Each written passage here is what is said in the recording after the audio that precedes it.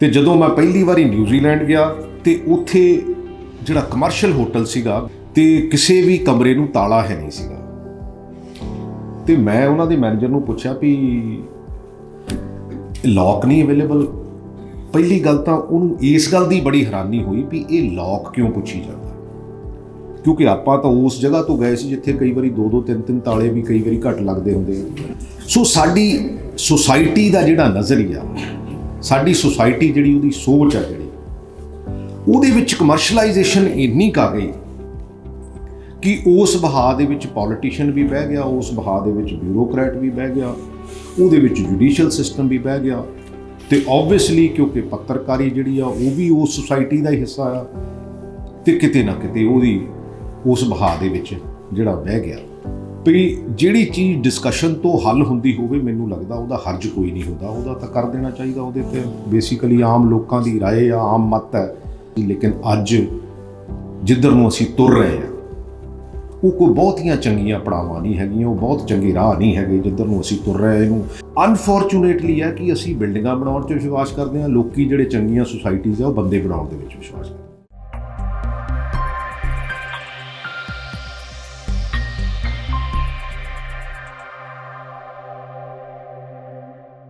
ਕੌਮੀ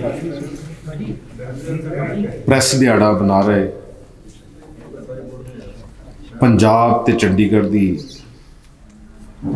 journalist union ਦੇ ਪ੍ਰਧਾਨ ਸਾਹਿਬ ਤੇ ਪੱਤਰਕਾਰਤਾ ਨਾਲ ਜੁੜੀਆਂ ਉਹ ਸ਼ਖਸੀਅਤਾਂ ਜਿਨ੍ਹਾਂ ਨੇ ਆਪਣਾ ਪੱਤਰਕਾਰੀ ਦਾ ਰੋਲ ਬਾਖੂਬੀ ਨਿਭਾ ਵੀ ਰਹੇ ਆ ਤੇ ਆਉਣ ਵਾਲੀ ਜਿਹੜੀ ਨਵੀਂ ਪੀੜ੍ਹੀ ਆ ਉਹਨਾਂ ਨੂੰ ਗਾਈਡ ਵੀ ਕਰ ਰਹੇ ਆ। ਮੈਂ ਸਭ ਤੋਂ ਪਹਿਲਾਂ ਤਾਂ ਤੁਹਾਡਾ ਸਾਰਿਆਂ ਦਾ ਧੰਨਵਾਦ ਕਰਦਾ। ਵੈਸੇ ਤਾਂ ਜਿਹੜਾ ਇਹ ਡੈਮੋਕ੍ਰੇਸੀ ਆ ਇੱਕ ਬੜਾ ਵਧੀਆ ਨਮੂਨਾ ਜੇ ਇਹਦੇ ਚਾਰੇ ਪਿੱਲਰ ਜਿਹੜੇ ਉਹ ਆਪਣੀ ਆਪਣੀ ਜਗ੍ਹਾ ਤੇ ਠੀਕ ਕੰਮ ਕਰਨ। ਪਰ ਜਦੋਂ ਜਿੰਨੀ ਕੁ ਮੈਨੂੰ ਗੱਲ ਸਮਝ ਆਉਂਦੀ ਹੈ, ਜਦੋਂ ਇਸ ਹਰ ਪ੍ਰੋਫੈਸ਼ਨ ਦੇ ਵਿੱਚ ਮੈਂ ਝਾਤ ਮਾਰ ਕੇ ਦੇਖਦਾ ਤਾਂ ਉਹਦੇ ਵਿੱਚ ਜਿਹੜਾ ਕਿਰਦਾਰ ਹੈ ਉਹਦੇ ਜਦੋਂ ਪਿਛੋਕੜ ਤੱਕ ਜਾਂਦੇ ਆ ਤਾਂ ਉੱਥੇ ਕਿਤੇ ਨਾ ਕਿਤੇ ਥੋੜ੍ਹਾ ਡਗਮਗਾਉਂਦਾ ਹੋਇਆ ਅੱਜ ਦਾ ਸਾਡਾ ਕਿਰਦਾਰ ਹੈ। ਉਹਦੀਆਂ ਸਮੱਸਿਆਵਾਂ ਤੇ ਕਾਰਨ ਕਈ ਹੈਗੇ ਆ, ਕਿਉਂਕਿ ਜਿੱਥੇ ਕਈ ਚੀਜ਼ਾਂ ਜਿੱਦਾਂ ਕਹਿੰਦੇ ਹੁੰਦੇ ਨਾ, ਕਿਸੇ ਨੂੰ ਮਾਂ ਬਾਸੀ ਕਿਸੇ ਨੂੰ ਸਵਾਦੀ, ਕਿਉਂਕਿ ਜਦੋਂ ਦੇ ਅਸੀਂ ਗਲੋਬਲਾਈਜ਼ ਵਿਲੇਜ ਦਾ ਹਿੱਸਾ ਬਣੇ ਆ ਉਹਦੇ ਵਿੱਚ ਚੰਗੀਆਂ ਚੀਜ਼ਾਂ ਵੀ ਬਹੁਤ ਆਈਆਂ ਤੇ ਮਾੜੀਆਂ ਚੀਜ਼ਾਂ ਵੀ ਬਹੁਤ ਆਈਆਂ। ਵੈਸੇ ਤਾਂ ਹਰ ਪਹਿਲੂ ਦੀਆਂ ਮਾੜੀਆਂ ਵੀ ਹੁੰਦੀਆਂ ਤੇ ਚੰਗੀਆਂ ਵੀ ਹੁੰਦੀਆਂ, ਲੇਕਿਨ ਇਹ ਜਿਹੜੀ ਹੁਣ ਦੀ ਰੋਜ਼ਮਰਾ ਦੀ ਜਿਹੜੀ ਜ਼ਿੰਦਗੀ ਆ ਉਹਦੇ ਵਿੱਚ ਸਾਡੀ ਮੈਨੂੰ ਲੱਗਦਾ ਜ਼ਿੰਦਗੀ ਦਾ ਵਹਾਅ ਜਿਹੜਾ ਫਲੋ ਆ ਉਹ ਇੰਨਾ ਕੁ ਤੇਜ਼ ਹੋ ਗਿਆ, ਉਹਦੇ ਵਿੱਚ ਅਸੀਂ ਸਾਰੇ ਹੀ ਬਹਿ ਗਏ। ਐਂ ਲੱਗਣ ਲੱਗ ਪਿਆ ਵੀ ਜਿੱਦਾਂ ਪਤਾ ਨਹੀਂ ਇਹ ਕੱਲ੍ਹ ਨੂੰ ਚੜ੍ਹਨਾ ਕਿ ਨਹੀਂ ਚੜ੍ਹਨਾ, ਇਹ ਖਤਮ ਹੋਣਾ ਕਿ ਨਹੀਂ ਹੋਣਾ। ਉਹ ਮੈਨੂੰ ਲੱਗਦਾ ਜਿਹੜਾ ਪੰਜਾਬੀਆਂ ਦੇ ਹਿੱਸੇ ਜਿਹੜੀ ਇੱਕ ਨਾਰਮਲ ਪੇਸ ਦੀ ਜ਼ਿੰਦਗੀ ਸੀ ਉਹ ਅਸੀਂ ਇੱਕ ਬੜੀ ਸਪੀਡ ਦੀ ਪੇਸ ਦੀ ਜ਼ਿੰਦਗੀ ਤੇ ਆਪਣੇ ਆਪ ਨੂੰ ਕਨਵਰਟ ਕਰ ਲਿਆ ਤੇ ਉਹਦੇ ਜਿਹੜੇ ਰਿਜ਼ਲਟ ਆ ਉਹ ਪਿਓਰਲੀ ਕਮਰਸ਼ੀਅਲ ਉਹ ਸਾਡੇ ਸਾਹਮਣੇ ਆਉਂਦੇ ਸਾਡੀ ਸੁਸਾਇਟੀ ਦੇ। ਵੈਸੇ ਤਾਂ ਹਿੰਦੁਸਤਾਨ ਦੇ ਵਿੱਚ ਜਦੋਂ ਵੀ ਜਿਹਨੇ ਵੀ ਜੋ ਕੀਤਾ ਉਹ ਪੰਜਾਬ ਤੋਂ ਸ਼ੁਰੂ ਹੋਇਆ, ਪੰਜਾਬੀਅਤ ਤੋਂ ਸ਼ੁਰੂ ਹੋਇਆ, ਕਿਉਂਕਿ ਜਿੰਨੇ ਵੀ ਆਪਾਂ ਲੜਾਈਆਂ ਲੜੀਆਂ ਚਾਹੇ ਮੁਗਲਾਂ ਨਾਲ, ਮੰਗੋਲੀਅਨ ਨਾਲ, ਬੇਸਿਕਲੀ ਹੱਬ ਤਾਂ ਆਹ ਹੀ ਰਿਹਾ ਤੇ ਉਹ ਸਭ ਹੱਬ ਦੇ ਵਿੱਚ ਅਸੀਂ ਜੈਨੇਟਿਕਲੀ ਵੀ ਕਈ ਚੀਜ਼ਾਂ ਸਾਡੀਆਂ ਮਿਕਸ ਹੋ ਗਈਆਂ।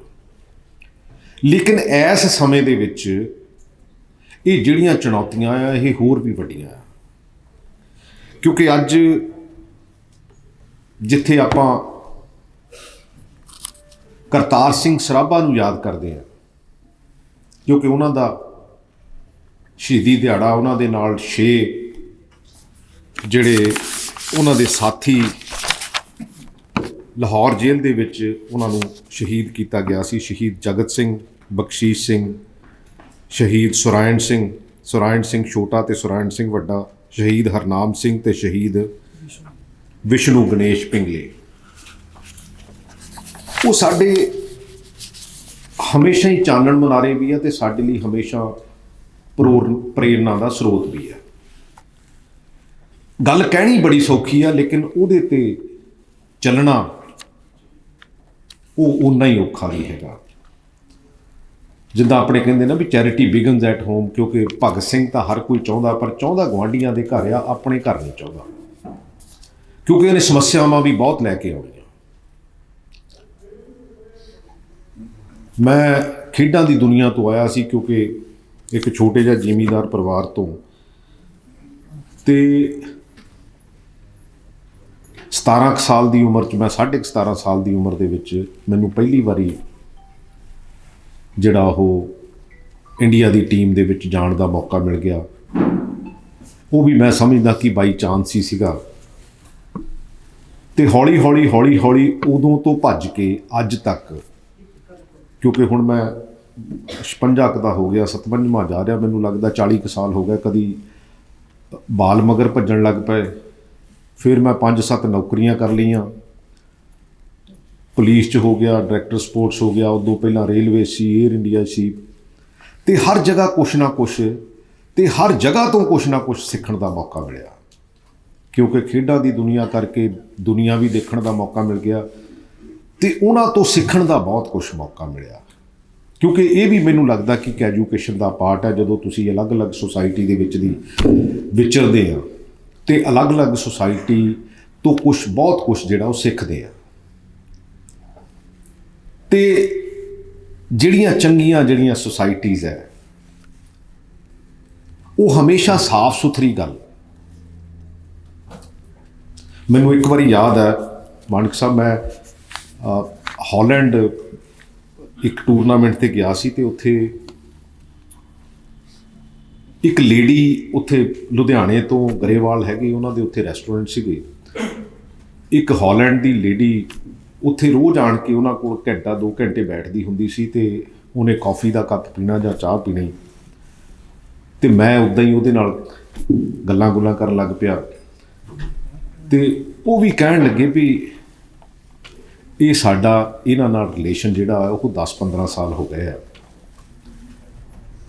ਤੇ ਲੇਕਿਨ ਅੱਜ ਕੱਲ੍ਹ ਇਹ ਸਾਡੇ ਕੋਲੋਂ ਖਾਣਾ ਨਹੀਂ ਖਾਂਦੀ, ਖਾਣਾ ਇਹ ਉਹ ਪਰਲੇ ਰੈਸਟੋਰੈਂਟ ਤੋਂ ਖਾ ਕੇ ਆਉਂਦੀ ਆ, ਤੇ ਸਾਡੇ ਕੋਲ ਸਿਰਫ ਇੱਥੇ, ਕਿਉਂਕਿ ਸਾਡੀ ਚੰਗੀ ਇਹ ਦੋਸਤ ਹੈ, ਤੇ ਸਾਡੇ ਕੋਲ ਇਸ ਕਰਕੇ ਆਉਂਦੀ ਆ।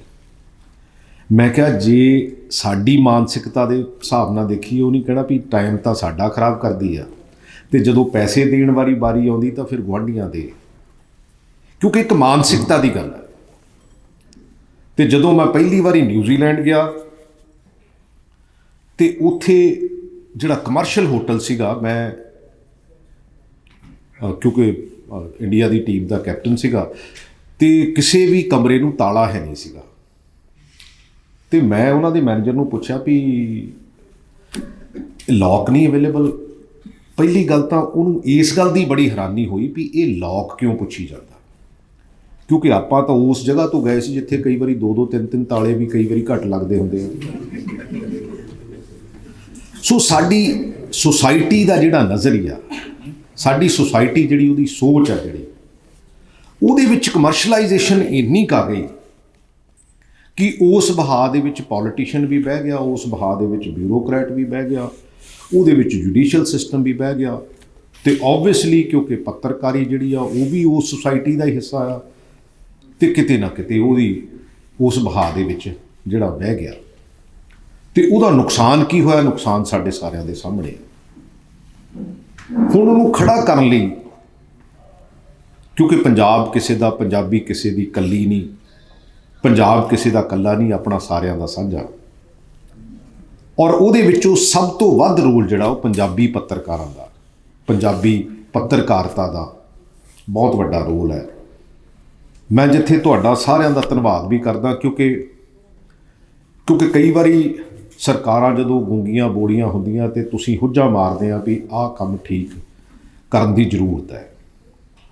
ਔਰ ਜਿਹੜੀ ਗੱਲ ਡੈਮੋਕ੍ਰੇਸੀ ਦੇ ਵਿੱਚੋਂ ਜਾਂ ਮੈਨੂੰ ਇਹ ਸਾਰੇ ਸਿਸਟਮ 'ਚੋਂ ਸਮਝ ਆਈ ਆ ਵੀ ਜਿਹੜੀ ਚੀਜ਼ ਡਿਸਕਸ਼ਨ ਤੋਂ ਹੱਲ ਹੁੰਦੀ ਹੋਵੇ, ਮੈਨੂੰ ਲੱਗਦਾ ਉਹਦਾ ਹਰਜ ਕੋਈ ਨਹੀਂ ਹੁੰਦਾ, ਉਹਦਾ ਤਾਂ ਕਰ ਦੇਣਾ ਚਾਹੀਦਾ। ਉਹਦੇ 'ਤੇ ਬੇਸਿਕਲੀ ਆਮ ਲੋਕਾਂ ਦੀ ਰਾਏ ਆ, ਆਮ ਮਤ ਹੈ ਵੀ ਉਹ ਜਿਹੜਾ ਉਹ ਸਾਨੂੰ ਕਰਨ ਦੀ ਜ਼ਰੂਰਤ ਹੈਗੀ ਹੈ। ਮੈਂ ਕਈ ਵਾਰੀ ਇਹ ਵੀ ਸੋਚਦਾ ਵੀ ਇੰਨੀਆਂ ਗਲਤੀਆਂ ਜਿਹੜੀਆਂ ਹੋ ਰਹੀਆਂ ਸਿਸਟਮ ਦੇ ਵਿੱਚ ਵੀ, ਜਿੰਨੀਆਂ ਗਲਤੀਆਂ ਹੋ ਰਹੀਆਂ, ਐਕਚੁਅਲੀ ਬਿਊਰੋਕਰੈਟਸ ਨੇ ਤੇ ਪੋਲੀਟੀਸ਼ੀਅਨਸ ਨੇ ਟੈਕਨੋਕਰੈਟਸ ਵਿੱਚੋਂ ਕੱਢ ਦਿੱਤੇ। ਔਰ ਉਹਦਾ ਨੁਕਸਾਨ ਕੀ ਹੋਇਆ? ਕਿਉਂਕਿ ਨੌਲੇਜ ਨਹੀਂ ਹੈ। ਇਹ ਜ਼ਰੂਰੀ ਨਹੀਂ ਹੈ। ਮੈਂ ਤਾਂ ਹੁਣ ਇੱਥੋਂ ਤੱਕ ਵੀ ਸੋਚਣ ਲੱਗ ਪਿਆ ਵੀ ਪੜ੍ਹਿਆ ਲਿਖਿਆ ਸਿਆਣਾ ਜਾਂ ਅਨਪੜ੍ਹ ਸਿਆਣਾ ਇੱਕੋ ਹੀ ਗੱਲ ਹੈ ਕਿ ਦੋ ਚੀਜ਼ਾਂ ਹੈਗੀਆਂ। ਕਿਉਂਕਿ ਕਮਿਊਨੀਕੇਟ ਕਰਨਾ ਇਹ ਠੀਕ ਹੈ ਵੀ ਸਾਡੇ ਜਿੰਨੇ ਪੁਰਾਣੇ ਬਜ਼ੁਰਗ ਆ ਉਹਨਾਂ ਨੂੰ ਕਈ ਵਾਰੀ ਉਹ ਅਨਪੜ੍ਹ ਵੀ ਹੁੰਦੇ ਸੀ, ਲੇਕਿਨ ਉਹਨਾਂ ਨੇ ਸਮਾਜ ਨੂੰ ਜ਼ਿਆਦਾ ਚੰਗੀ ਤਰ੍ਹਾਂ ਜਿਹੜਾ ਬੰਨ੍ਹਿਆ ਹੋਇਆ ਹੁੰਦਾ ਸੀ। ਲੇਕਿਨ ਅੱਜ ਜਿੱਧਰ ਨੂੰ ਅਸੀਂ ਤੁਰ ਰਹੇ ਹਾਂ ਉਹ ਕੋਈ ਬਹੁਤੀਆਂ ਚੰਗੀਆਂ ਪੜਾਵਾਂ ਨਹੀਂ ਹੈਗੀਆਂ, ਉਹ ਬਹੁਤ ਚੰਗੇ ਰਾਹ ਨਹੀਂ ਹੈਗੇ ਜਿੱਧਰ ਨੂੰ ਅਸੀਂ ਤੁਰ ਰਹੇ। ਇਹਨੂੰ ਅਸੀਂ ਮਾਡਰਨਾਈਜੇਸ਼ਨ ਕਹਿ ਲਈਏ, ਇਹਨੂੰ ਪਤਾ ਨਹੀਂ ਕਿਹੜੇ ਕਿਹੜੇ ਨਾਂ ਅਸੀਂ ਕਈ ਵਾਰੀ ਦੇ ਕੇ ਬਹਿ ਜਾਂਦੇ ਹਾਂ। ਅੱਜ ਜ਼ਰੂਰਤ ਕਾਹਦੀ ਆ? ਅੱਜ ਉਹ ਸਮਾਜ ਦਾ ਕਿਰਦਾਰ ਜਿਹੜਾ ਉਹਦੇ 'ਤੇ ਪਹਿਰਾ ਦੇਣ ਦੀ ਜ਼ਰੂਰਤ ਹੈ। ਔਰ ਉਹਦੇ ਲਈ ਮੈਨੂੰ ਲੱਗਦਾ ਕਿ ਅਸੀਂ ਪੰਜਾਬੀਆਂ ਨੇ ਪੇਸ ਇੰਨਾ, ਮੈਂ ਕਈ ਵਾਰੀ ਮਾਨਕ ਸਾਹਿਬ ਉਹ ਕਈ ਵਾਰੀ ਨਾ ਖੇਡਾਂ ਦੇ ਵਿੱਚੋਂ ਕਈ ਚੀਜ਼ਾਂ ਸਿੱਖ ਲੈਣਾ ਹੁੰਦਾ ਵੀ ਜਦੋਂ ਕਈ ਵਾਰੀ ਮੋਹਰੇ ਟੀਮ ਬਹੁਤੀ ਪੇਸ ਵਾਲੀ ਹੋਵੇ ਨਾ, ਤੇ ਜੇ ਤੁਹਾਡਾ ਪੇਸ ਉਹਦੇ 'ਤੇ ਖੇਡਣ ਵਾਲਾ ਨਾ ਹੋਵੇ ਤਾਂ ਉਹ ਮਿਸਮੈਚ ਬੜਾ ਹੋ ਜਾਂਦਾ। ਪੰਜਾਬੀਆਂ ਦਾ ਮਿਸਮੈਚ ਵੀ ਹੋਇਆ ਆ ਉਸ ਬੇਸ, ਅਸੀਂ ਉਸ ਪੇਸ 'ਤੇ ਖੇਡਣ ਵਾਲੀ ਰੇਸ ਨਹੀਂ ਸੀਗੀ। ਅਸੀਂ ਰਿਸਕ ਲੈਂਦੇ ਹਾਂ, ਅਸੀਂ ਮਿਹਨਤੀ ਹਾਂ, ਪਰ ਉਸ ਪੇਸ ਤੋਂ ਸਾਨੂੰ ਬਚਣ ਦੀ ਜ਼ਰੂਰਤ ਹੈਗੀ ਆ। ਇਹ ਠੀਕ ਹੈ ਵੀ ਅਸੀਂ ਟੈਕਨੋਲੋਜੀ ਦੇ ਵਿੱਚ ਉਹਨੂੰ ਯੂਜ਼ ਕਰੀਏ, ਬਟ ਉਹਦੇ ਸਮੇਂ ਦੇ ਹਾਣੀ ਬਣਨ ਦੀ ਜ਼ਰੂਰਤ ਹੈ। ਬਟ ਉਹਨੂੰ ਉਸ ਰੋਜ਼ਮਰਾ ਦੀ ਜ਼ਿੰਦਗੀ ਦੇ ਵਿੱਚ ਇਹੋ ਜਿਹੀ ਸੋਚ ਨਾ ਲੈ ਕੇ ਆ ਰਹੀਏ ਜਿਹਦੇ ਵਿੱਚ ਜਿਹੜੀ ਆਪਣੀ ਸਿੰਪਲਿਸਿਟੀ ਗਵਾਚ ਜਾਵੇ, ਜਿਹੜਾ ਆਪਣੀ ਜਿਹੜੀ ਜੋ ਪੰਜਾਬੀ ਦੀ ਪਛਾਣ ਸੀ, ਬੇਸਿਕ ਪਛਾਣ ਸੀ, ਅਸੀਂ ਉਹਨੂੰ ਵੀ ਕਿਤੇ ਗਵਾ ਲਈਏ। ਸੋ ਉਹਦੇ 'ਤੇ ਸਾਨੂੰ ਜਿਹੜਾ ਉਹ ਖੜਾ ਹੋਣ ਦੀ ਜ਼ਰੂਰਤ ਹੈ।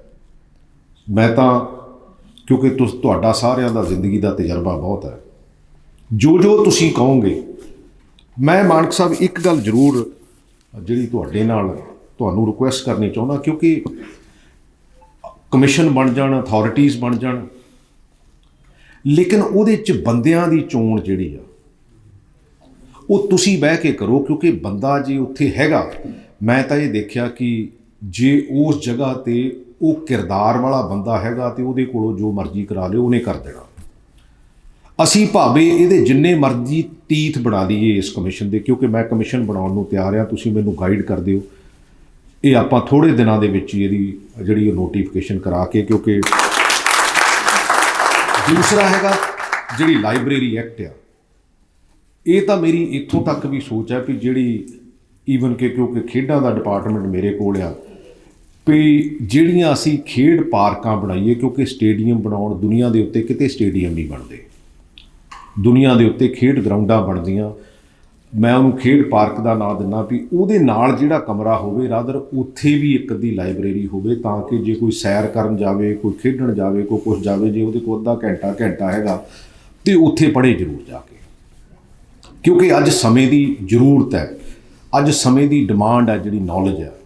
ਔਰ ਉਸ ਨੌਲੇਜ ਨੂੰ ਅਸੀਂ, ਕਿਉਂਕਿ ਜਿਹੜੀ ਸਾਡੀ ਵਿਰਾਸਤ ਹੈ, ਜਿਹੜਾ ਸਾਡਾ ਆਉਣ ਵਾਲਾ ਸਮਾਂ, ਤੇ ਜੇ ਅਸੀਂ ਉਸ ਨੌਲੇਜ ਤੋਂ ਪਿੱਛੇ ਰਹਿ ਗਏ, ਇਹ ਠੀਕ ਹੈ ਕਿ ਇਹ ਮਹਿਕਮਾ ਜਿਹੜਾ ਮੈਂ ਆਪ ਚੁਣ ਕੇ ਲਿਆ, ਮੈਨੂੰ ਅੰਦਰ ਪ੍ਰੋਫੈਸਰ ਸਾਹਿਬ ਮਨਜੀਤ ਸਿੰਘ ਹੋਣੀ ਕਹਿ ਰਹੇ ਸੀ ਵੀ ਇਹ ਤੁਸੀਂ ਭੂੰਡਾਂ ਦਾ ਖੱਖਰ ਛੇੜ ਲਿਆ।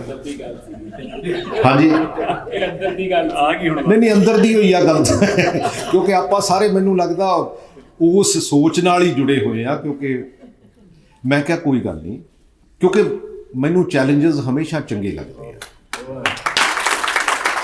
ਔਰ ਕਿਉਂਕਿ ਜੇ ਅਸੀਂ ਇੰਨੀਆਂ ਬਿਲਡਿੰਗਾਂ ਬਣਾ ਕੇ, ਇੰਨੀਆਂ ਸੜਕਾਂ ਬਣਾ ਕੇ ਜੇ ਅਸੀਂ ਆਉਣ ਵਾਲੀ ਜਨਰੇਸ਼ਨ ਜਿਹੜੀ ਆ, ਆਉਣ ਵਾਲੀ ਪੀੜ੍ਹੀ ਜਿਹੜੀ, ਉਹਨੂੰ ਸਮੇਂ ਦਾ ਹਾਣੀ ਨਾ ਬਣਾ ਸਕੇ, ਮੈਨੂੰ ਲੱਗਦਾ ਕਿ ਕਿਉਂਕਿ ਦੁਨੀਆ ਦੇ ਉੱਤੇ ਜਿਹੜਾ ਥਾਟ ਪ੍ਰੋਸੈਸ ਆ ਅਨਫੋਰਚੂਨੇਟਲੀ ਹੈ ਕਿ ਅਸੀਂ ਬਿਲਡਿੰਗਾਂ ਬਣਾਉਣ 'ਚ ਵਿਸ਼ਵਾਸ ਕਰਦੇ ਹਾਂ, ਲੋਕੀ ਜਿਹੜੇ ਚੰਗੀਆਂ ਸੁਸਾਇਟੀਜ਼ ਆ ਉਹ ਬੰਦੇ ਬਣਾਉਣ ਦੇ ਵਿੱਚ ਵਿਸ਼ਵਾਸ ਕਰਦੇ ਔਰ ਸਾਨੂੰ ਉਹਦੇ 'ਤੇ ਕੰਮ ਕਰਨ ਦੀ ਜ਼ਰੂਰਤ ਹੈ ਤਾਂ ਕਿ ਅਸੀਂ ਜੇ ਇੱਕ ਚੰਗਾ ਇਨਸਾਨ ਬਣਾ ਲਿਆ, ਪਹਿਲੀ ਗੱਲ ਤਾਂ ਉਹਨੂੰ ਸਮੇਂ ਦਾ ਹਾਣੀ ਬਣਾ ਲਿਆ, ਜੋ ਅੱਜ ਦੀ ਜ਼ਰੂਰਤ ਹੈ, ਤਾਂ ਉਹਦੇ ਨਾਲ ਜੇ ਉਹ ਚੰਗਾ ਇਨਸਾਨ ਬਣ ਗਿਆ, ਉਹਨੇ ਆਪਣੀ ਰੋਜ਼ੀ ਰੋਟੀ ਵੀ ਕਮਾ ਲੈਣੀ ਆ ਅਤੇ ਉਹਨੇ ਜਿਹੜਾ ਸਮਾਜ ਨੂੰ ਅੱਗੇ ਵੀ ਤੋਰ ਲੈਣਾ। ਅਤੇ ਜੇ ਉਹ ਚੰਗਾ ਇਨਸਾਨ ਨਾ ਬਣਿਆ, ਕਿਉਂਕਿ ਸਾਡੇ ਕੋਲ ਸਭ ਤੋਂ ਵੱਧ ਹਿਊਮਨ ਰਿਸੋਰਸਿਸ ਹੈ, ਚਾਈਨਾ ਤੋਂ ਬਾਅਦ ਜੇ ਹਿਊਮਨ ਰਿਸੋਰਸਿਸ ਹੈ ਸਾਡੇ ਕੋਲ ਹੈ, ਅਤੇ ਜੇ ਅਸੀਂ ਜਿਹੋ ਜਿਹਾ ਹਿਊਮਨ ਰਿਸੋਰਸਿਸ ਤਿਆਰ ਕਰ ਰਹੇ ਹਾਂ, ਕਿਉਂਕਿ ਮੈਂ ਸਾਰੇ ਜਿੰਨੇ ਵਾਈਸ ਚਾਂਸਲਰ ਚਾਹੇ ਸਰਕਾਰੀ ਯੂਨੀਵਰਸਿਟੀਜ਼ ਦੇ ਆ ਚਾਹੇ ਪ੍ਰਾਈਵੇਟ ਯੂਨੀਵਰਸਿਟੀਆਂ ਦੇ, ਮੈਂ ਇੱਕ ਦਿਨ ਇਕੱਠੇ ਕੀਤੇ ਅਤੇ ਇਕੱਠੇ ਕਰਕੇ ਮੈਂ ਜਿੰਨੇ ਕੁ ਵੀ ਐਜੂਕੇਸ਼ਨਿਸਟ ਸੀਗੇ, ਕਿਉਂਕਿ ਟਾਈਮ ਟੂ ਟਾਈਮ ਮੈਂ ਹੋਰ ਵੀ ਕੋਸ਼ਿਸ਼ ਕਰ ਰਿਹਾ ਕਿ ਤਾਂ ਕਿ ਮੈਂ ਕਿਹਾ ਵੀ, ਔਰ ਉਹਦੇ ਵਿੱਚ ਇੰਡਸਟਰੀਲਿਸਟ ਵੀ ਸੀ, ਕਿਉਂਕਿ ਜਿਹੜਾ ਇੰਡਸਟਰੀਲਿਸਟ ਹੈ ਉਹ ਕਹਿੰਦਾ ਵੀ ਸਾਡੇ ਕੋਲ ਬੱਚਾ ਕੰਮ ਕਰਨ ਲਈ ਹੈ ਨਹੀਂ, ਬੱਚਾ ਕਹਿੰਦਾ ਮੇਰੇ ਕੋਲ ਨੌਕਰੀ ਹੈ ਨਹੀਂ, ਇਹਦਾ ਮਤਲਬ ਕਿਤੇ ਨਾ ਕਿਤੇ ਤਾਂ ਸਾਡਾ ਮਿਸਮੈਚ ਹੈ। ਤੁਸੀਂ ਬਹੁਤ ਸਿਆਣੇ ਆ, ਮੈਂ ਕਿਹਾ ਮੈਂ ਤਾਂ ਸਿੰਪਲ ਜੀ ਗ੍ਰੈਜੂਏਸ਼ਨ ਕੀਤੀ ਆ, ਪਰ ਗੱਲ ਇੰਨੀ ਕੁ ਮੈਨੂੰ ਸਮਝ ਆਉਂਦੀ ਆ ਵੀ ਇਹ ਜਿਹੜਾ ਮਿਸਮੈਚ ਆ ਇਹਨੂੰ ਕਲੱਬ ਕਰਕੇ ਅਤੇ ਆਪਾਂ ਇਹੋ ਜਿਹਾ ਇੱਕ ਡਿਜ਼ਾਈਨ ਕਰੀਏ, ਇਹੋ ਜਿਹਾ। ਔਰ ਸਕੂਲਾਂ ਅਤੇ ਕਾਲਜਾਂ ਦੇ ਵਿੱਚ ਜਦੋਂ ਮੈਂ ਸਕੂਲਾਂ ਵਾਲਿਆਂ ਦੀ ਅਲੱਗ ਮੀਟਿੰਗ ਕੀਤੀ, ਕਾਲਜਸ ਦੀ ਅਲੱਗ ਮੀਟਿੰਗ ਕੀਤੀ, ਉਹ ਕਹਿੰਦੇ ਵੀ ਸਾਨੂੰ ਇਹੋ ਜਿਹਾ ਬੱਚਾ +2 ਤੋਂ ਬਾਅਦ ਚਾਹੀਦਾ ਤਾਂ ਕਿ ਅਸੀਂ ਉਹਨੂੰ ਅੱਗੇ ਤੋਰ ਸਕੀਏ। ਇਹਦਾ ਮਤਲਬ ਸਕੂਲਾਂ ਦੇ ਵਿੱਚ ਵੀ ਕਮੀ ਪੇਸ਼ੀ ਹੈਗੀ ਹੈ, ਸਕੂਲ ਐਜੂਕੇਸ਼ਨ ਦੇ ਵਿੱਚ ਵੀ ਕਮੀ ਪੇਸ਼ੀ ਆ। ਔਰ ਮੈਂ ਪਿੱਛੇ ਜਿਹੇ ਜਦੋਂ ਅਸੀਂ ਸਪੋਰਟਸ ਸਾਇੰਸਿਸ ਦੀ ਯੂਨੀਵਰਸਿਟੀ ਬਣਾਉਣੀ ਸੀ, ਮੈਂ 2 ਸਾਇੰਟਿਸਟ ਬੁਲਾਏ ਸੀ ਆਸਟ੍ਰੇਲੀਆ ਤੋਂ, ਕਿਉਂਕਿ Canberra university, Canberra sports university ਆ, ਉਹਦੇ ਵਿੱਚ ਮਿਸਟਰ ਸੈਣੀ ਹੈਗੇ ਲੁਧਿਆਣੇ ਤੋਂ, ਜਿਹੜੇ ਵਾਈਸ ਚਾਂਸਲਰ ਹੈ। ਮੈਂ ਕਿਹਾ ਯਾਰ ਸਾਨੂੰ ਥੋੜ੍ਹਾ ਜਿਹਾ ਗਾਈਡ ਕਰੋ। ਉੱਥੋਂ 2 ਸਾਇੰਟਿਸਟ ਆਏ ਅਤੇ ਉਹ 2-3 ਮਹੀਨੇ ਰਹੇ ਅਤੇ ਮੈਨੂੰ ਕਹਿੰਦੇ ਪ੍ਰਗਟ ਤੁਹਾਡੀ ਜਿਹੜੀ ਐਜੂਕੇਸ਼ਨ ਦਾ ਲਹਿਜ਼ਾ ਉਹ ਠੀਕ ਨਹੀਂ ਹੈ। ਮੈਂ ਕਿਹਾ ਵੀ ਫੋਰ ਐਗਜ਼ਾਮਪਲ, ਅਤੇ ਉਹਨਾਂ ਨੇ ਕੁਛ ਕਾਗਜ਼ ਪਾੜ ਕੇ ਥੱਲੇ ਸਿੱਟ ਦਿੱਤੇ ਅਤੇ ਮੈਨੂੰ ਕਹਿੰਦੇ ਵੀ ਤੁਸੀਂ ਆਪਣੇ ਬੱਚੇ ਨੂੰ ਇਹ ਕੀ ਐਕਸਪਲੇਨ ਕਰੋਗੇ ਕਿ ਇਹਨਾਂ ਕਾਗਜ਼ਾਂ ਦਾ ਕੀ ਹੋਣਾ ਚਾਹੀਦਾ। ਅੱਛਾ, ਮੈਂ ਆਪਣੇ ਨਜ਼ਰੀਏ ਨਾਲ ਜਿੰਨੀ ਕੁ ਮੈਨੂੰ ਗੱਲ ਸਮਝ ਸੀਗੀ, ਮੈਂ ਕਿਹਾ ਵੀ ਮੈਂ ਤਾਂ ਬੱਚੇ ਨੂੰ ਇਹ ਕਹੂੰਗਾ ਕਿ ਬੇਟਾ ਇਹ ਚੱਕ ਕੇ ਅਤੇ ਇਹਨੂੰ ਡਸਟਬਿਨ 'ਚ ਸਿੱਟ ਦੇ ਕਿਉਂਕਿ ਵੇਸਟ ਪੇਪਰ ਹੈ। ਉਹ ਕਹਿੰਦਾ hair you are on the wrong side. ਮੈਂ ਕਿਹਾ ਹਾਊ ਯੂ ਵਿਲ ਐਕਸਪਲੇਨ। ਕਹਿੰਦਾ ਵੀ ਵੀ ਵਿਲ ਸੇ ਕਿ is this the right place for these papers. ਕਹਿੰਦਾ ਦੈਨ ਉਹ ਆਪਣਾ ਦਿਮਾਗ ਵਰਤਣ ਲੱਗੂਗਾ ਕਿ ਯਾਰ ਇਹਦੀ ਜਗ੍ਹਾ ਇਹ ਹੈਗੀ ਆ। ਫਿਰ ਜੇ ਤਾਂ ਉਹ ਕਰੈਕਟ ਹੋਇਆ ਤਾਂ ਫਿਰ ਉਹ ਪੇਪਰ ਨੂੰ ਚੱਕੂਗਾ ਅਤੇ ਉਹ ਡਸਟਬਿਨ 'ਚ ਸਿੱਟ ਦੂਗਾ। ਜੇ ਉਹਨੇ ਲਿਜਾ ਕੇ ਹੋਰ ਕਿਤੇ ਰੱਖ ਦੇ ਤਾਂ ਫਿਰ ਉਹਦੀ ਕਰੈਕਸ਼ਨ ਕਰ ਦਿਓ। ਲੇਕਿਨ ਤੁਸੀਂ ਹਰ ਚੀਜ਼ ਜਿਹੜੀ ਆ ਉਹਨੂੰ ਕਮਾਂਡ ਦੇ ਕੇ ਕਰਵਾਉਂਦੇ ਆ, ਔਰ ਜਦੋਂ ਕਮਾਂਡ ਦੇ ਕੇ ਕਰਾਉਂਦੇ ਆ ਇਹਦਾ ਮਤਲਬ ਉਹਦਾ ਆਪਣੀ ਕ੍ਰੀਏਟਿਵਿਟੀ, ਮਾਈਂਡ ਦੀ ਆਪਣਾ ਇੰਟੈਲੀਜੈਂਸ ਆ ਜਿਹੜਾ ਹੌਲੀ ਹੌਲੀ ਤੁਸੀਂ ਕਿਲ ਕਰਦੇ ਹੋ। ਐਂਡ ਉਹ ਮੈਨੂੰ ਛੋਟੀ ਜਿਹੀ ਗੱਲ ਉਹਦੀ, ਜਿਹਨੇ ਕਿ ਸਾਡੇ ਸਿਰਫ 3 ਮਹੀਨੇ ਲਾਏ ਸੀ। ਅੱਛਾ, ਸਿੱਖ ਲੈਣਾ ਚਾਹੀਦਾ, ਐਡੀ ਕੀ ਗੱਲ ਹੈ, ਜਿਹੜੀ ਗੱਲ ਨਹੀਂ ਪਤਾ ਹੈਗੀ ਉਹਨੂੰ ਸਿੱਖ ਲੈਣਾ ਚਾਹੀਦਾ। ਸੋ ਇਸ ਕਰਕੇ ਆਪਾਂ ਨੂੰ ਸਾਰਿਆਂ ਨੂੰ ਬੇਸਿਕਲੀ ਜਿਹੜੀਆਂ ਕਰੈਕਸ਼ਨਸ ਦੀ ਜ਼ਰੂਰਤ ਹੈ, ਕਿਉਂਕਿ ਅੱਜ ਉਸ ਪੜਾਅ ਦੇ ਵਿੱਚ ਚਲੇ ਗਏ ਆ ਜਿੱਥੇ ਸਾਨੂੰ ਬਹੁਤ ਕਰੈਕਸ਼ਨਸ ਦੀ ਜ਼ਰੂਰਤ ਹੈ। ਮੈਂ ਸਾਡੇ ਜਿੰਨੇ ਵੀ ਕਿਉਂਕਿ ਜਦੋਂ ਵੀ ਕਿਤੇ ਮੀਟਿੰਗਸ ਹੁੰਦੀਆਂ, ਮੈਂ ਕਹਿੰਦਾ ਵੀ ਆਪਾਂ ਸਾਰੀ ਮਿਨਿਸਟਰੀ ਦੇ ਵਿੱਚ ਆਪਣਾ ਟੈਕਨੋਕ੍ਰੈਟਸ ਦੀ, ਐਕਸਪਰਟਸ ਦੀ ਕਮੇਟੀਆਂ ਕਿਉਂ ਨਹੀਂ ਬਣਾਉਂਦੇ? ਕਿਉਂਕਿ ਲੌਂਗ ਟਰਮ ਅਤੇ ਸ਼ਾਰਟ ਟਰਮ 'ਤੇ ਸਰਕਾਰਾਂ ਆਉਂਦੀਆਂ ਜਾਂਦੀਆਂ ਰਹਿੰਦੀਆਂ, ਪਰ ਉਹਦੇ ਵਿੱਚ ਮੰਨ ਲਓ ਜੇ ਮੇਰੇ ਕੋਲ ਕੋਈ ਐਗਰੀਕਲਚਰ ਦਾ ਮਹਿਕਮਾ ਹੋਵੇ, ਮੈਂ ਖੇਤੀ ਕੀਤੀ ਨਹੀਂ ਹੈ, ਅੱਛਾ ਬਿਊਰੋਕਰੈਟ ਨੂੰ ਵੀ ਕਿੰਨਾ ਕੁ ਪਤਾ ਖੇਤੀ ਕੀ ਹੁੰਦੀ ਹੈ। ਉਹਦੇ ਵਿੱਚ ਇੱਕ ਛੋਟਾ ਕਿਸਾਨ, ਇੱਕ ਮੀਡੀਅਮ ਅਤੇ ਇੱਕ ਵੱਡਾ ਕਿਸਾਨ, ਉਹਦੀਆਂ 5-7 ਜਣਿਆਂ ਦੀ ਇੱਕ ਕਮੇਟੀ ਬਣਾ ਦਿਓ, ਸੋ ਦੈਟ ਕਿ ਸਾਨੂੰ ਪਤਾ ਲੱਗ ਜੂਗਾ ਕਿ ਉਹਦੇ ਵਿੱਚ ਕਰਨ ਵਾਲੀ ਕੀ ਜ਼ਰੂਰਤ ਹੈ। ਲੇਕਿਨ ਅਨਫੋਰਚੂਨੇਟਲੀ ਇਹ ਪੋਲੀਟੀਸ਼ੀਅਨ ਵੀ ਨਹੀਂ ਚਾਹੁੰਦੇ, ਬਿਊਰੋਕਰੈਟ ਵੀ ਨਹੀਂ ਚਾਹੁੰਦੇ। ਔਰ ਮੈਨੂੰ ਇਹ ਨਹੀਂ ਅੱਜ ਤੱਕ ਗੱਲ ਸਮਝ ਆਈ ਵੀ ਇਸ ਗੱਲ ਦਾ ਕੰਟਰੋਲ ਕਾਹਦਾ ਰੱਖਦੇ ਆ, ਕਿਉਂਕਿ ਡੈਮੋਕ੍ਰੇਸੀ ਦੇ ਵਿੱਚ ਤਾਂ ਤੁਸੀਂ ਜਿਹੜੀ ਗੱਲ ਨਹੀਂ ਸਮਝ ਆਉਂਦੀ ਉੱਥੋਂ ਸਿੱਖ ਲੈਣੀ ਚਾਹੀਦੀ ਵੀ ਹਾਂ ਵੀ ਆ ਜਾਓ ਯਾਰ ਆਪਾਂ ਬਹਿ ਕੇ ਸਲਾਹ ਕਰ ਲਈਏ, ਅਤੇ ਸਲਾਹ ਕਰਕੇ ਜੋ ਪੰਜਾਬ ਦੇ ਭਲੇ ਦੀ ਸਭ ਤੋਂ ਵਧੀਆ ਗੱਲ ਆ ਉਹਦੀ ਇੰਪਲੀਮੈਂਟੇਸ਼ਨ, ਕਿਉਂਕਿ ਉਹ ਜਿਹੜਾ ਕੀਤਾ ਹੋਇਆ ਫੈਸਲਾ ਉਹ ਲਗਭਗ 3 ਕਰੋੜ ਜਦੋਂ ਲੋਕਾਂ ਤੇ ਲੱਗਣਾ, ਜੇ ਉਹ ਗਲਤ ਕੀਤਾ ਹੋਇਆ ਤਾਂ ਉਹਦੇ ਰਿਜ਼ਲਟਸ ਜਿਹੜੇ ਆ ਉਹ ਬਹੁਤ ਮਾੜੇ ਆਉਣਗੇ, ਜੇ ਕਿਤੇ ਚੰਗੇ ਪਾਸੇ ਨੂੰ ਕੀਤਾ ਹੋਇਆ ਤਾਂ ਚੰਗੇ ਰਿਜ਼ਲਟਸ ਆਉਣਗੇ। ਸੋ ਅੱਜ ਉੱਦਾਂ ਦੀ ਮਾਨਸਿਕਤਾ ਦੀ ਜ਼ਰੂਰਤ ਹੈ, ਉੱਦਾਂ ਦੀ ਸੋਚ ਦੀ ਜ਼ਰੂਰਤ ਹੈ, ਕਿਉਂਕਿ ਬਹੁਤ ਬੰਦੇ ਕਈ ਵਾਰੀ ਅੱਜ ਵੀ ਇੱਕ ਮੁੰਡਾ ਇੱਕ ਸਿਵੀਆ ਹੈਗਾ, ਉਹ ਮੇਰਾ ਖਿਆਲ ਨਵਰੀਤ ਸਿਵੀਆ, ਅਤੇ ਉਹ ਮੇਰੇ ਨਾਲ ਗੱਲ ਕਰਦਾ ਸੀ ਵੀ ਕਦੀ ਵੀ ਤੁਹਾਨੂੰ ਇਹ ਪ੍ਰਾਊਡ ਮਹਿਸੂਸ ਨਹੀਂ ਹੋਇਆ? ਮੈਂ ਕਿਹਾ ਯਾਰ ਮੈਨੂੰ ਅੱਜ ਤੱਕ ਮਹਿਸੂਸ ਹੀ ਇਹ ਨਹੀਂ ਹੋਇਆ। ਮੈਨੂੰ ਤਾਂ ਇਹ ਮਹਿਸੂਸ ਹੋਇਆ ਕਿ ਯਾਰ ਮੇਰੀ ਇੱਕ ਜ਼ਿੰਮੇਵਾਰੀ ਆ ਅਤੇ ਮੈਂ ਉਹ ਕੰਮ ਕਰਨਾ, ਔਰ ਉਸ ਕੰਮ ਕਰਨ ਲਈ ਮੈਨੂੰ ਜਿੱਥੋਂ ਵੀ ਗੱਲ ਸਮਝ ਆ ਜਾਂਦੀ ਆ ਮੈਂ ਉਹਦੇ ਕੋਲੇ ਪੁੱਛ ਲੈਂਦਾ ਵੀ ਯਾਰ ਗੱਲ ਇੰਨੀ ਕੀ ਆ, ਮੈਨੂੰ ਇਹ ਗਾਂਹ ਦੱਸ ਵੀ ਆਪਾਂ ਗਾਂਹ ਕਿੱਦਾਂ ਤੁਰਨਾ। ਸੋ ਅੱਜ ਉਸ ਮਾਨਸਿਕਤਾ ਦੀ ਜ਼ਰੂਰਤ ਹੈ। ਸੋ ਮੈਂ ਜਿਹੜੀਆਂ ਤੁਸੀਂ ਮੇਰੀਆਂ ਜ਼ਿੰਮੇਵਾਰੀਆਂ ਲਾਈਆਂ, ਚਾਹੇ ਜਿਹੜਾ ਲਾਇਬ੍ਰੇਰੀ ਐਕਟ ਹੈ ਔਰ ਜਿਹੜਾ ਰਾਜ ਭਾਸ਼ਾ ਕਮਿਸ਼ਨ ਹੈ, ਔਰ ਇਹਦੇ ਵਿੱਚ ਵੀ ਤੁਸੀਂ ਇਨਫੈਕਟ ਤੁਸੀਂ ਇਹ ਦੱਸੋ ਵੀ ਉਹਦੇ ਵਿੱਚ ਮੈਂਬਰਸ ਕਿਹੜੇ ਹੋਣੇ ਚਾਹੀਦੇ ਆ, ਤਾਂ ਕਿ ਉਹ ਕਿਰਦਾਰ ਵਾਲੇ ਮੈਂਬਰ ਹੋਣ ਜਿਹੜੇ ਇਹਨੂੰ ਇੰਪਲੀਮੈਂਟ ਕਰ ਸਕਣ, ਔਰ ਇਹ ਜ਼ਿਲ੍ਹਿਆਂ ਲੈਵਲ 'ਤੇ ਵੀ। ਔਰ ਮੈਂ ਤੁਹਾਡੀ ਜਾਣਕਾਰੀ ਲਈ ਦੱਸ ਦਿੰਦਾ ਕਿ ਅਸੀਂ, ਕਿਉਂਕਿ 21 ਪੋਸਟਾਂ 23 ਜ਼ਿਲ੍ਹਿਆਂ ਦੇ ਵਿੱਚ 21 ਪੋਸਟਾਂ ਰਾਜ ਭਾਸ਼ਾ ਅਫਸਰ ਦੀਆਂ ਖਾਲੀ ਪਈਆਂ ਸੀ। ਮੈਂ ਡੈਪੂਟੇਸ਼ਨ 'ਤੇ ਅੱਜ ਲਾ ਕੇ ਆਇਆ ਵੀ ਤਾਂ ਕਿ ਕਮ ਸੇ ਕਮ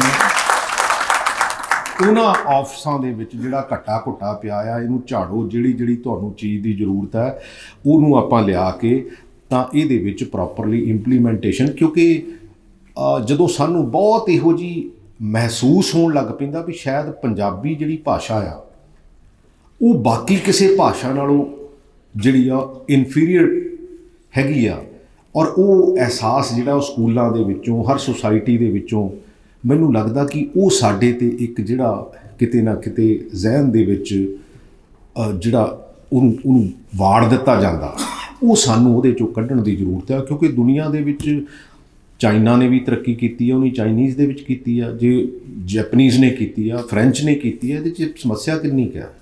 ਮੈਂ ਨਹੀਂ ਕਹਿੰਦਾ ਕਿ ਉਹਨੂੰ ਇੰਗਲਿਸ਼ ਨਹੀਂ ਆਉਣੀ ਚਾਹੀਦੀ, ਇੰਗਲਿਸ਼ ਤਾਂ ਉਹ ਸਿੱਖ ਲਊਗਾ, ਐਡੀ ਕਿਹੜੀ ਗੱਲ ਹੈ। ਅਤੇ ਪਰ ਪੰਜਾਬੀ ਜਿਹੜੀ, ਕਿਉਂਕਿ ਜਿਹੜੀ ਮਾਂ ਬੋਲੀ ਦੇ ਵਿੱਚ ਜੋ ਤੁਸੀਂ ਕਹਿ ਸਕਦੇ ਆ, ਜੋ ਤੁਸੀਂ ਮਹਿਸੂਸ ਕਰ ਸਕਦੇ ਆ, ਜੋ ਤੁਸੀਂ ਦੱਸ ਸਕਦੇ ਆ, ਮੈਨੂੰ ਲੱਗਦਾ ਵੀ ਸ਼ਾਇਦ ਉਹ ਦੂਸਰੀ ਕਿਸੇ ਲੈਂਗੁਏਜ ਦੇ ਵਿੱਚ ਨਹੀਂ ਦੱਸ ਸਕਦੇ। ਸੋ ਇਸ ਕਰਕੇ ਸਾਨੂੰ, ਔਰ ਜਿਹੜੀ ਪੰਜਾਬੀ ਭਾਸ਼ਾ ਔਰ ਪੰਜਾਬੀਅਤ ਜਿਹੜੀ ਐਕਚੁਅਲ ਅਸਲੀ ਪੰਜਾਬੀਅਤ ਹੈ, ਉਹ ਇੱਕ ਬਹੁਤ ਵੱਡਾ ਵਿਰਸਾ ਸਾਡਾ, ਬਹੁਤ ਵੱਡਾ ਸਾਡਾ ਪਿਛੋਕੜ ਹੈ। ਅਤੇ ਜੇ ਅਸੀਂ ਅੱਜ ਭੁਲਾ ਦੇਵਾਂਗੇ ਹੌਲੀ ਹੌਲੀ, ਮੈਂ ਖੁਦ ਦੱਸਦਾ ਵੀ ਜਿੱਦਣ ਦਾ ਮੈਂ ਇਹਦੇ ਵਿੱਚ ਆਪਣੇ ਆਪ ਨੂੰ ਮੈਂ ਕਿਹਾ ਵੀ ਆਪਾਂ ਦੇਖੀਏ ਤਾਂ ਸਹੀ, ਮੈਂ ਕਈ ਲਫ਼ਜ਼ ਇੱਦਾਂ ਦੇ ਵਰਤਣ ਲੱਗ ਪਿਆ ਸੀ ਜਿਹੜਾ ਕਿ ਉਹ ਨਾ ਪੰਜਾਬੀ ਸੀ ਨਾ ਅੰਗਰੇਜ਼ੀ ਸੀ, ਵਿਚਾਲੇ ਜਿਹੇ ਵਾਲਾ ਕੰਮ ਸੀਗਾ। ਅਤੇ ਮੈਂ ਕਿਹਾ ਵੀ ਹੁਣ ਕਿਉਂਕਿ ਕ੍ਰਿਸ਼ਨ ਕੁਮਾਰ ਅਤੇ ਅਜੋਏ ਦੋਨੇ ਹੀ ਮੇਰੇ ਸੈਕਟਰੀ ਹੈਗੇ ਆ, ਮੈਂ ਕਿਹਾ ਵੀ ਮੈਨੂੰ ਲੱਗਦਾ ਪਹਿਲਾਂ ਤੁਹਾਨੂੰ ਦੋਨਾਂ ਨੂੰ ਜੁਰਮਾਨਾ ਕਰਨਾ ਪੈਣਾ ਵੀ ਤਾਂ ਜਾ ਕੇ ਇਹ ਗੱਲ ਜਿਹੜੀ ਹੈ ਗਾਂਹ ਤੁਰਨੀ ਆ। ਕਿਉਂਕਿ ਅਸਲੀ ਗੱਲ ਹੈ ਵੀ ਇਹ ਸਾਨੂੰ ਸਾਰਿਆਂ ਨੂੰ, ਕਿਉਂਕਿ ਜਦੋਂ ਤੁਸੀਂ ਖੁਦ ਕਰੋਗੇ ਤਾਂ ਫਿਰ ਮੈਨੂੰ ਲੱਗਦਾ ਕਿ ਜਿਹੜੇ ਹੌਲੀ ਕਿਉਂਕਿ ਜਿੰਨੇ ਇਹਦੇ ਵਿੱਚ ਖਲਾਅ ਪੈਦਾ ਹੋਇਆ, ਜਿੰਨਾ ਇਹਦੇ ਵਿੱਚ ਕਿਤੇ ਨਾ ਕਿਤੇ ਬਦਲਾਅ ਪੈਦਾ ਹੋਇਆ, ਕਿਉਂਕਿ ਮੈਂ ਤਾਂ ਕਿਉਂਕਿ ਕਾਫੀ ਦਿਨ ਹੋਏ ਆ ਮੈਂ ਜਿਹੜਾ PCS ਆਫਿਸਰ ਜਿਨ੍ਹਾਂ ਨੇ ਜਿਹੜੇ ਐਗਜ਼ਾਮ ਦੇਣ ਲਈ ਅਪੀਅਰ ਹੋਏ ਸੀ, 1000 ਦੇ ਵਿੱਚੋਂ ਸਿਰਫ 102 ਬੱਚਿਆਂ ਨੇ ਪੰਜਾਬੀ ਨੂੰ ਆਪਟ ਕੀਤਾ ਸੀ, ਔਰ ਉਹ 102 ਦੇ ਵਿੱਚੋਂ 90 ਬੱਚੇ ਫੇਲ ਹੋਏ ਆ, ਪੰਜਾਬੀ ਦੇ ਵਿੱਚੋਂ ਫੇਲ ਹੋਇਆ। ਇਹਦਾ ਮਤਲਬ ਕਿ ਪੰਜਾਬੀ ਜਿਹੜੀ ਹੇਠਲੇ ਪੱਧਰ 'ਤੇ ਕਿੰਨੀ ਕੁ ਕਮਜ਼ੋਰ ਹੋ ਚੁੱਕੀ ਆ, ਆਪਾਂ ਇਹਦਾ ਅੰਦਾਜ਼ਾ ਨਹੀਂ ਲਾ ਸਕਦੇ। ਔਰ ਤੁਹਾਡੀ ਸਾਰਿਆਂ ਦੀ ਸਪੋਰਟ ਨਾਲ, ਤੁਹਾਡੀ ਸਾਰਿਆਂ ਦੀ ਸੁਹਿਰਦਤਾ ਦੇ ਨਾਲ